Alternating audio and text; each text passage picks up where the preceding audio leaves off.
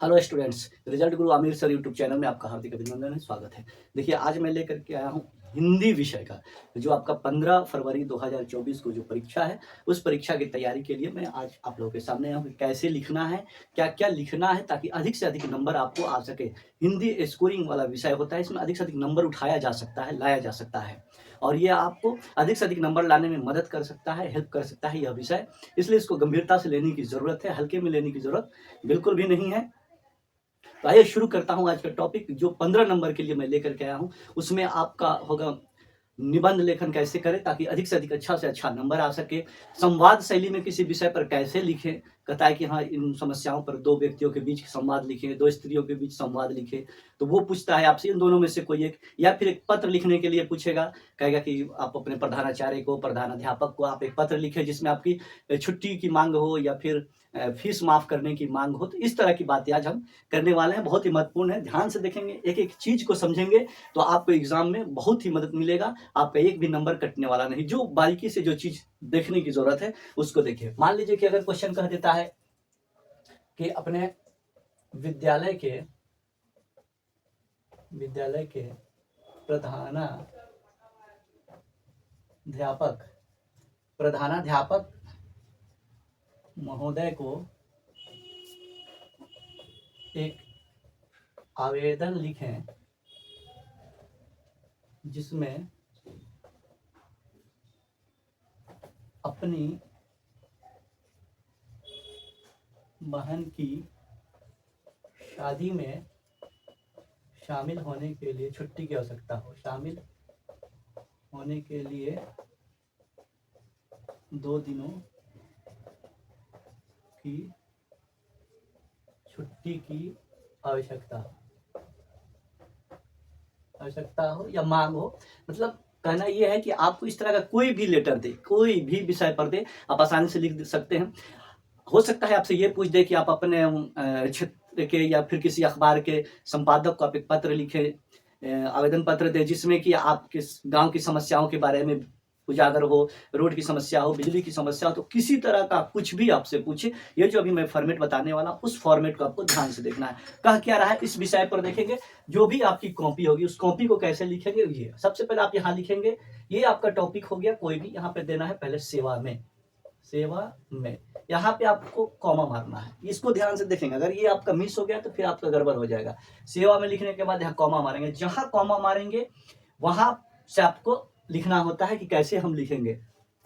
सेवा में, तो सेवा में कौन, किसके बारे में कहा, प्रधानाध्यापक को। तो हम यहाँ पे लिखेंगे प्रधानाध्यापक महोदय। उसके बाद अपने विद्यालय का नाम लिखेंगे। यहाँ जो भी विद्यालय हो, मान लीजिए कोई भी विद्यालय हो, रमेश उच्च माध्यमिक विद्यालय पटना, कोई भी विद्यालय हो। उसके बाद आपको छुट्टी चाहिए तो आपको शिक्षक के द्वारा लेना होता है, तो यहाँ पे लिखेंगे के द्वारा। देखिए कहां पर लिखेंगे, इसके सामने लिखेंगे, यहाँ पर जो आप यहाँ सेवा लिखे वहीं पे लिखेंगे के द्वारा, ठीक है। के द्वारा कौन, आपका यहाँ पे फिर कॉमा हो जाएगा, यहाँ पर फिर लिखेंगे वर्ग शिक्षक। समझ में आ गया। इसको क्या करना है, सेवा में करने के बाद कॉमा डालेंगे, कॉमा के बाद में इसको लिखेंगे। आप अपने प्रधानाध्यापक, प्रधानाचार्य या फिर संपादक को कहे तो ये लिखेंगे। अगर आपको छुट्टी चाहिए तब हम आपको लिखेंगे वर्ग शिक्षक। अगर फी माफ कराने की जरूरत है तो फिर वर्ग शिक्षक फी माफ नहीं करते हैं, वो तो प्रधानाध्यापक कहते हैं, तो डायरेक्ट प्रधानाध्यापक को लिखेंगे। अगर आपसे कह दे किसी संपादक को लिखना है तो डायरेक्ट संपादक को लिखेंगे, फिर के द्वारे की जरूरत नहीं। लेकिन अगर छुट्टी चाहिए आपको, अगर आपको किसी तरह की कोई भी छुट्टी चाहिए तो उसके लिए आपको के द्वारा लिखना पड़ेगा, वर्ग शिक्षक।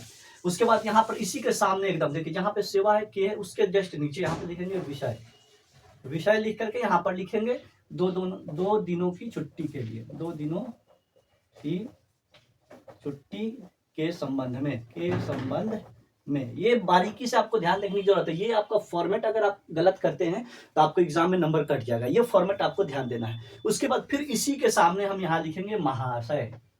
समझ में आया। फिर यहाँ कॉमा देंगे और इसके नीचे से लिखेंगे, यहाँ से एकदम कॉमा जहाँ दिए वहां से महाशय। उसके बाद लिखेंगे सविनय निवेदन है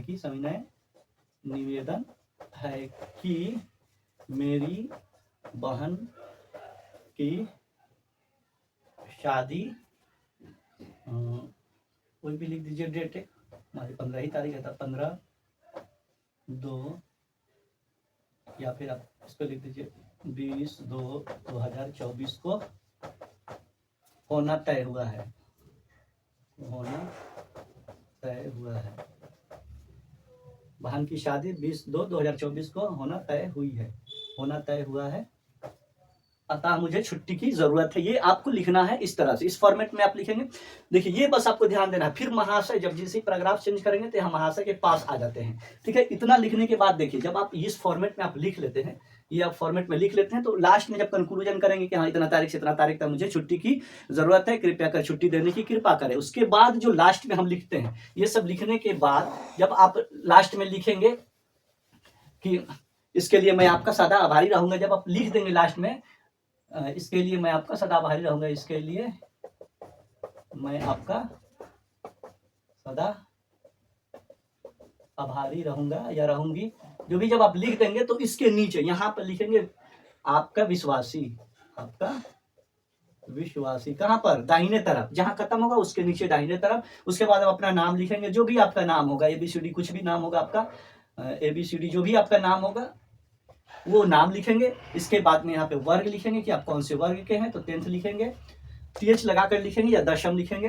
उसके बाद लिखेंगे आपका खंड, मतलब किस खंड में, सॉरी, उसके बाद लिखेंगे रोल नंबर, यहाँ पर रोल नंबर 25-30 कुछ भी लिख देंगे। उसके बाद लिखेंगे खंड, मतलब किस सेक्शन के आप हैं, ABCD जो भी होगा वो सेक्शन लिख देंगे। इतना लिखने के बाद इस साइड पे यहाँ पर दिनांक लिखेंगे, यहाँ कहीं भी बाईं तरफ में दिनांक लिखेंगे, जितना तारीख को आप लेटर दे रहे हैं उससे एक दिन पहले, जिस दिन का आपको छुट्टी चाहिए। जैसे मान लीजिए कि आप यहाँ पर लिख दीजिएगा कितना, जैसे मान लीजिए 15 लिख दीजिए, 15/2/2024, ये आपको दिनांक बाईं तरफ लिखना है। बाकी ये फॉर्मेट है, इस फॉर्मेट को अगर आप नहीं अपनाते हैं तो आपका नंबर कट जाएगा। अंदर में आप क्या लिखते हैं वो महत्वपूर्ण नहीं है, जो मैं बाईं तरफ से बताया हूँ कि कहाँ पे कॉमा होगा, कहाँ पे ग्राफ चेंज होगा, इसको ध्यान से देख करके जाएंगे।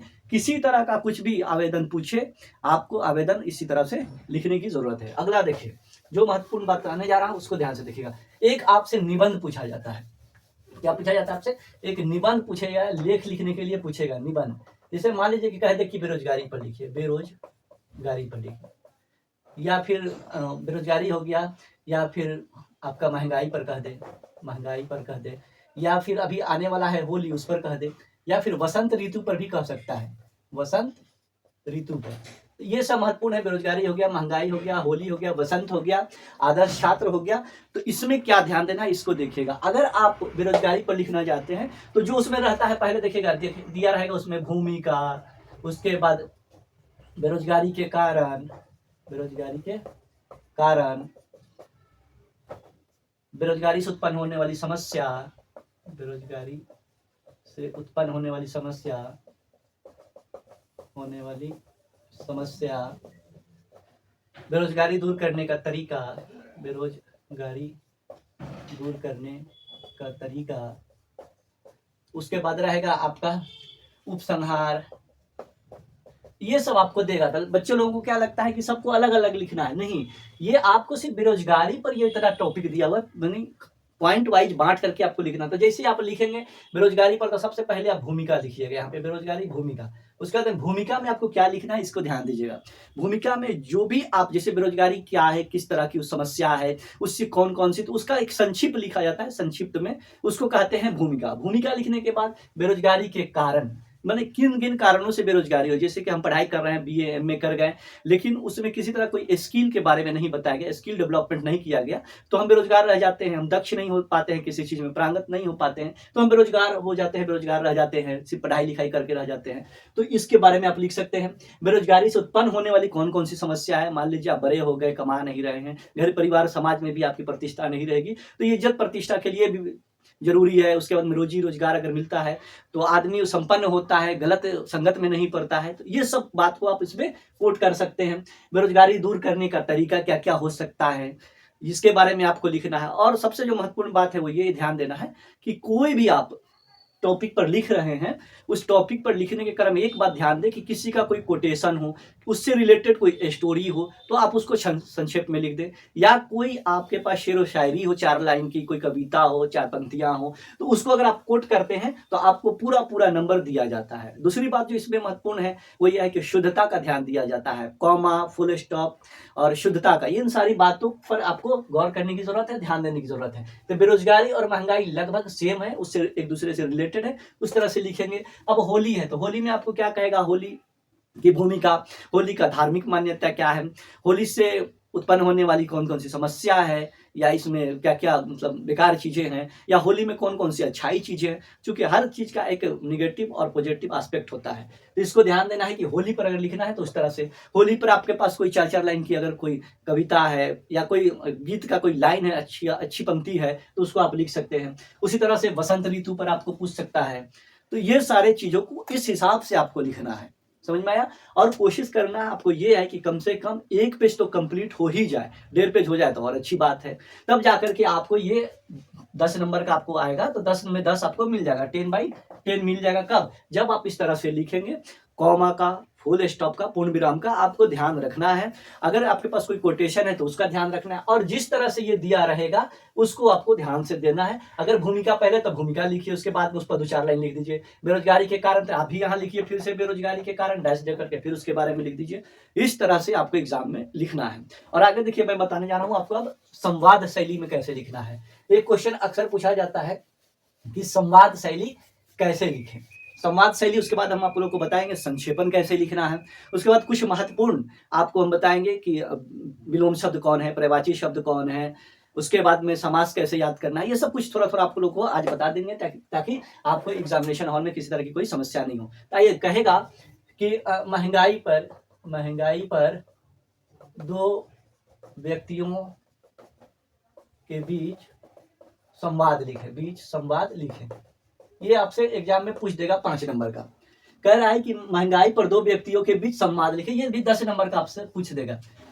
ये या तो आवेदन कहेगा लिखने के लिए, या 5 नंबर का देता है, कहेगा आवेदन लिखे या फिर ये लिखे। तो इसको कैसे लिखते हैं, आपको क्या करना है, जो विषय दिया हुआ है, महंगाई पर दे दे, बेरोजगारी पर दे दे, या बिहार के विकास पर दे दे, आपको एकदम आसानी से जो आम बोलचाल की भाषा हम लोग जो बात करते हैं उस अंदाज में आपको लिखना है। सबसे पहले आपको 2 किसी भी कैरेक्टर को उत्पन्न करना है। 2 कैरेक्टर, आप नाम कोई भी रख लीजिए। अगर स्त्री पूछ रहा है तो कोई महिला का 2 नाम रख लीजिए, सीता, गीता। अगर पुरुष पूछ रहा है तो महेश, रमेश, या दिनेश, गणेश, या कोई अच्छा आपको जो नाम लगे रख सकते हैं। मान लीजिए महंगाई पर है तो क्या करना है, रमेश लिखना है। रमेश, कैसे हो मुकेश, कैसे हो मुकेश, हो गया। तो मुकेश कहेगा मैं अच्छा हूँ, तुम कैसे हो, वो बोलेगा रमेश मैं भी अच्छा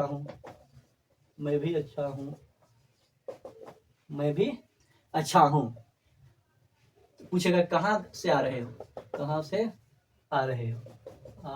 हो, मुकेश कहेगा घर के लिए राशन लेने गया